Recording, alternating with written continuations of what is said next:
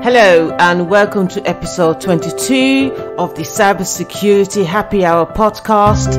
I am your host, Christie, and the topic of today's podcast is biometrics in cybersecurity. Now, what is biometrics? Well, we use biometrics to measure our physical characteristics. So we use it to identify an individual. So the biometrics are unique to that person. Now, when I say unique, I'm talking about special uniqueness such as fingerprints, facial recognition, retina, and iris. So these are the various types of technologies that are used to uniquely identify an individual. So what exactly is biometrics? So again, I'm just going to use a definition. It's really talking about our physical human characteristics. So our human, and not just human, our behavior characteristic, and using that to digitally identify a person. Now, once we've identified that person, then how do we use it? We use it to grant access to a resource. Okay, a resource could be an app, it could be a banking app. Okay, and numerous identification. Could be to a website, for example, but it's one of the primary uses of biometrics. It is for authentication. So what then is biometrics security? So what was the security? So we now understand what biometrics are. I think we have some idea what security is. So when we combine those two together, we use biometrics to identify a unique characteristic. So again, I said, I'm just kind of repeating that again, just to uniquely identify that person with characteristics that a person is born with. And typically those characteristics such as retina, voice patterns, usually cannot be replicated. It is unique to that individual. So we use these characteristics to help to secure our systems. We want to make sure the right person or the right individual can use our systems. And when I mean systems, of course, it could be network systems. It could be at our mobile phones. Okay, so if we're using those behavior or personal characteristics to secure our devices, our networks, etc. Do not forget to protect your data in transit and maintain your privacy by using our affiliate link for NordVPN. So get NordVPN. However, you need to use the coupon code INTECHCYBER.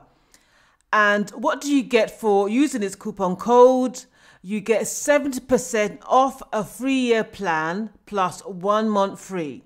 So I'm going to just repeat that. Okay, get NordVPN. You want to protect your data in transit. You want to make sure it's encrypted so that hackers cannot read your data. Get NordVPN using our code INTECHCYBER, and you get 70% off a 3-year plan plus 1 month free. So how does biometrics work? How does it work? In the first place, for us, an organization, or for us to use this biometric data, we need to really get a hold of that data.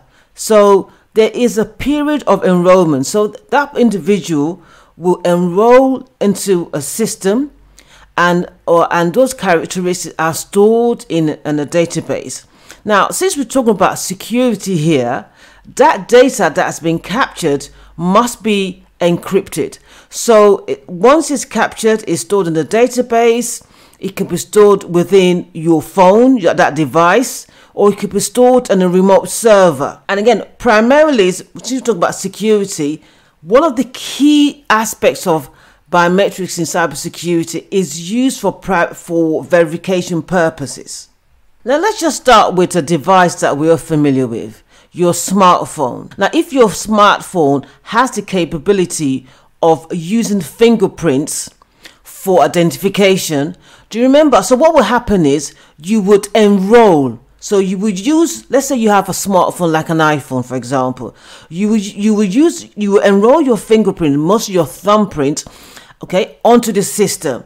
And once it has captured all the intricacies of your thumb, then it can use that at a later date to unlock your phone, but it must be enrolled first. So it unlocks that phone. Of course, we have various types of biometrics. Some are stronger and some are weak. Now, if it's a weak biometric, that means anybody that's not authenticated, has not registered on your device, can access that phone. So that's a disadvantage. But primarily how it works is, once you've enrolled on your device, it becomes a sort of key to unlock your phone. Because of the uniqueness of biometrics, biometric security is really one of the most popular ways for individuals as well as companies to secure their devices or their assets, especially when we talk about two-factor authentication, right? So it would help reduce fraud and other things like identity thefts. Now, other things that I've just mentioned, one aspect, we have, of course, facial recognition, which is another part of biometrics. Scans, voice recognition are beginning to be introduced in banking apps as a form of authentication.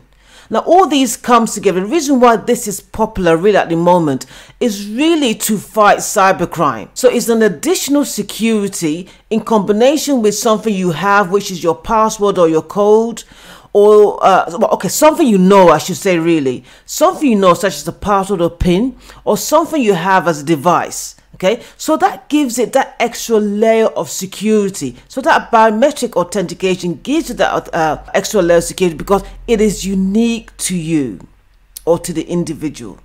One thing I want to highlight, of course, is that yes, it is secure, but if the storage, let's say, stored in the server, or let's say it is not encrypted, and that device is hacked, then of course you've got a major problem. Okay, so what that means, what's a major problem? If the storage area is not secure and a hacker, uses or cyber criminal, gets hold of that data file, they can use it to authenticate, or they can use it to spoof biometric data. Now, we've seen some instances of this. For example, it can be used to access, for example, your medical history. So what are really the steps? Or how does this biometric technology help in cybersecurity or even security in general? So not just cybersecurity, I'm just going to just deviate slightly, even with physical security. So step one, the individual will enroll on the system.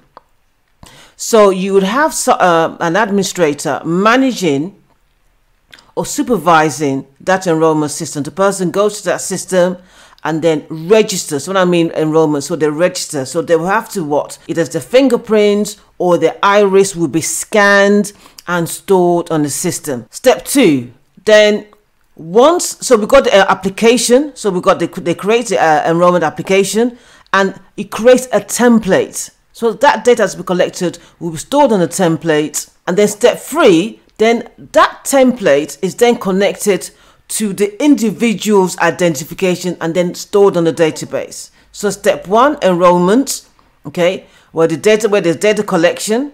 Step two, then the enrollment application will create this reference template. And then step three, that template is connected to that user, that particular user, and then is stored on the database to be referenced at a later date. Now, I've mentioned fingerprints. I'm going to talk about another unique one, which is veins. So the veins that lie below your hands or our hands, okay, can be used for identification as well. Because the veins are unique. Similar to so the enrollment process is as described previously. So what's the advantages? Let's look at vein recognition. So again, your veins, it will go through a scanner and again follow that enrollment process. And then of course, what's the advantage of this? The veins does not require it doesn't require any physical contact. So you don't have to press it to the system. It just kind of scans it. The sensor scans the veins. It's accuracy is a little bit more accurate with that vein recognition. So there's a low error rate. So that one's a low error rate. It would not authenticate somebody. So nobody can. So Paul cannot impersonate Peter after enrollment. And thirdly, you can't forge that. You can't copy or forge or tamper with it and then reuse it again. So that's the advantage. What's the disadvantage now? Of course, biometrics, I would say, is still a relatively new technology. It's still new. So as with any new technology, okay, there's always ongoing research. So it's not 100% perfect. So what are really some other disadvantages generally with biometrics, using biometrics to secure infrastructure? And just mention one, accuracy. Okay, so of course the person has been enrolled on the system. There might be errors to system. Remember, these are technology, software and IT systems. So you cannot really guarantee 100%. 100% is not guaranteed. So there might be a high number of errors or false acceptance rate. So or false rejection rate. What do I mean by false acceptance rate? A false acceptance rate is somebody that has not been enrolled in the system. And let's say, again, I'm coming back just to make this clear. We have two individuals, Peter and Paul. Paul has been enrolled on the biometric system. His information is there, stored on the template. When he goes there, he uses it to authenticate and it is access the device. That's fine.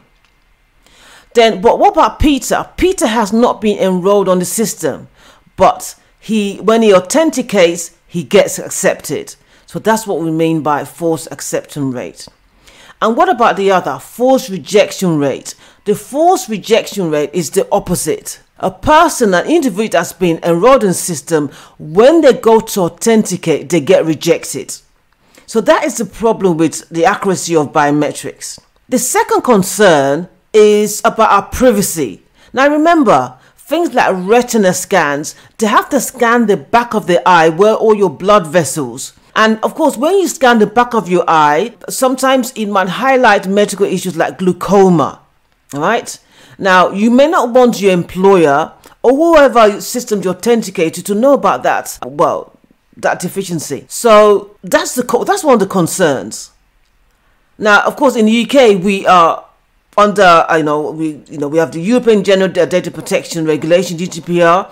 So again, we have to make sure that, okay, apart from those concerns, where is that data stored? Where is that template stored? Is it in the UK? Is it in another country that is used for authentication? So again, that's one of the privacy. Another concern is hygiene issues. Now, so when I mean hygiene issues, this is slightly more, I want to talk about one instance. Let's say you are using this to authenticate physically. So you go to the authentication point and you enter your fingerprint. Okay, that's fine. But what if there's multiple users? How do we know that device has been sanitized? We don't know. So those are concerns. Now, what about when we use retina or iris scanning? So a laser will go through your eye. At the moment, we're not sure of the long-term damage to the eye, as this is a relatively new technology and research is still ongoing. Another area of concern of using biometrics is it can be used for fraudulent purposes. Remember I said if a cyber criminal get access to the file or template, or they have access to, let's say, a fingerprint, they can reuse. There's a possibility of reuse for authentication purposes. It can be sensitive to various environmental factors. So if there's let's say very environmental factors, it can probably cause or trigger a high rejection rate. And when I mean environment, it could be possibly the heating or even the lighting of the environment. Other areas or disadvantage, there could be a high error rate due to racial differences. Yes, due to racial differences, maybe the tone of the person. So if it might not authenticate due to the tone, thinking somebody else. So there is which is a major issue. So it may authenticate or may not. So it can go on the reverse. However, yes, I have highlighted the disadvantages, but and some advantages. But I'm going to just kind of round up with the good bits. It is less expensive. It's a cheaper technology to install. I mean, the costs now are reducing. Of course, there's various biometric options available that have been tested in an independent lab. I'm given a rating depending on the biometrics that's been chosen. Let's say for iris, for example, iris typically has a very low error rate, which is a good thing, and it's a little bit harder to forge. It becomes tricky if you want to kind of forge an iris data. What are my final thoughts on biometrics and cybersecurity? Well, it is still an evolving technology. It has been used successfully. It uses your behavior and your physical attributes to authenticate to a system or device. It's still used to provide security in combination of with other devices or knowledge, such as something you know, which is your part of the PIN, your device, and something you are, which is the biometrics itself.